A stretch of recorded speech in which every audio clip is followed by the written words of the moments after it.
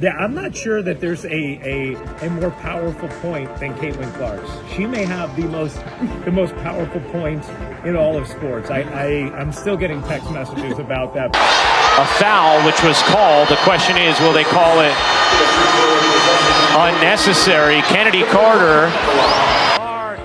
Pull up three. You bet. One word to describe Caitlin Clark. Amazing. A beast. She is the truth. Beyond the logo. I mean, no malice in her heart about Caitlin. She respects the game. You don't just walk away from this, not from the kind of moment that freezes your breath mid-cheer and turns the hum of the crowd into a gasp. You were just watching, just a fan, maybe scrolling through your phone with the game on in the background. But then, I mean, that's clearly...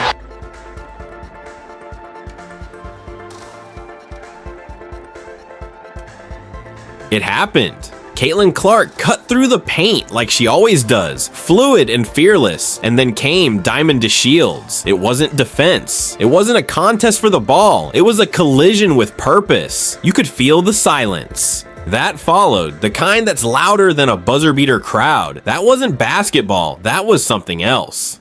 Caitlin Clark and the Fever's about to hit the court, going up against Angel Reese and the Chicago Sky. I'm telling you, they're about to put the beats on, man. Shout out to everybody that's attending the game.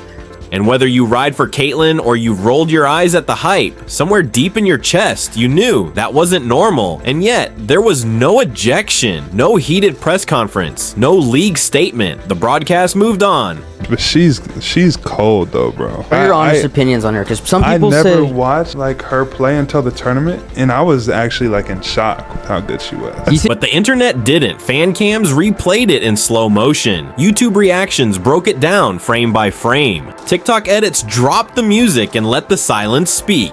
I feel very fortunate. Like, my parents, they told my older brother, like, go get the mail. Like, we don't want your sister to see that. They like wanted me to be in 7th grade and like enjoy it. And now everything's different because this wasn't just a dirty foul. This was the first crack in the armor. The moment when Caitlin Clark stopped being just a rookie phenom and started becoming a problem. Because in the W, when you're not one of them, when you break in too fast, too loud, they don't always fight you with words. They send a message. And the league went quiet. But you felt it. You saw it. And what comes next? No one's ready for. You were waiting for it, like everyone else. The whistle, the tech, the flagrant, something, anything. You watched Caitlin Clark get knocked to the floor like she didn't matter. And the refs, silent, stoic, like it never happened. And that's when the shift began. Not on the court, but online. Because if the WNBA thought they could bury this moment, the fans had other plans. You were waiting for it, like everyone else. The whistle, the tech,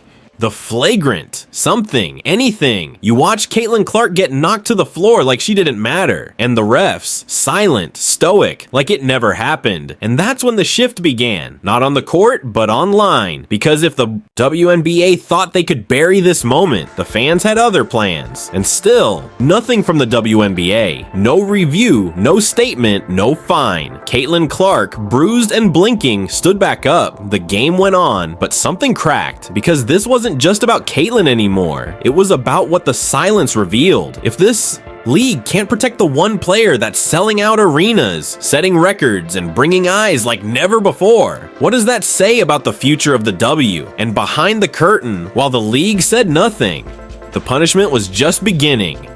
Not for Caitlin, not yet, but for the one who hit her. Because in a league that runs on politics and brand power, there are consequences you never see coming. Diamond starts disappearing, no official word, no headlines, no press conference, just gone. One team cut her, then another.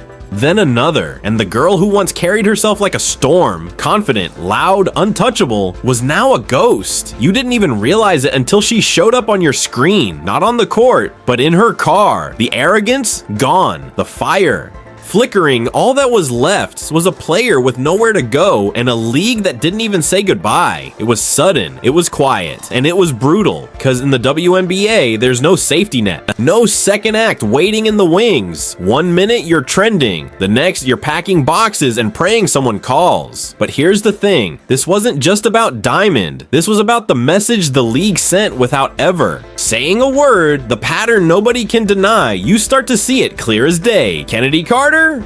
Cut Haley Jones. Cut Diamond DeShields. Cut. It's not random anymore. These aren't just players. They're the ones who fouled Caitlin Clark hard, threw shade in pressers, or talked reckless online. The WNBA isn't just tweaking rosters, it's cleaning house. One by one, the Caitlin Clark haters are being shown the door. This isn't drama, it's a purge. And if you think it's all just coincidence, maybe you haven't been paying close enough attention. But why did it take this long? What now? And who's really pulling the strings behind the curtain?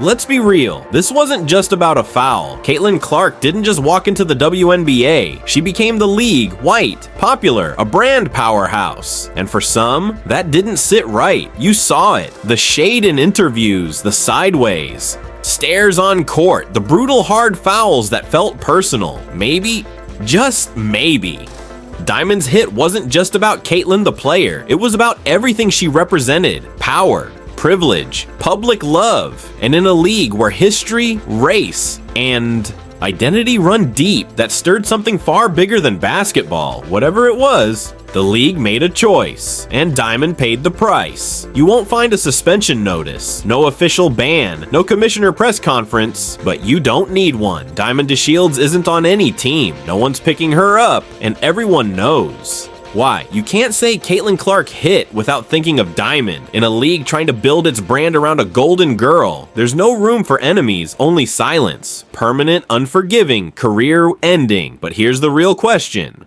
Who's next? This isn't just a league anymore. It's a brand war. Caitlin Clark didn't ask for it, but she's right in the middle. The tension, the cuts, the silence, the spotlight. You're watching a league rewrite its rules in real time. You've seen the old guard pushed out. You've seen the hits, the cries, the blacklists, and now you're asking, who survives in a league that chooses sides? Because if this is the new WNBA, it's not just about hoops, it's about loyalty. Branding.power.comment. Below, did Diamond deserve it, or was this deeper than one hit?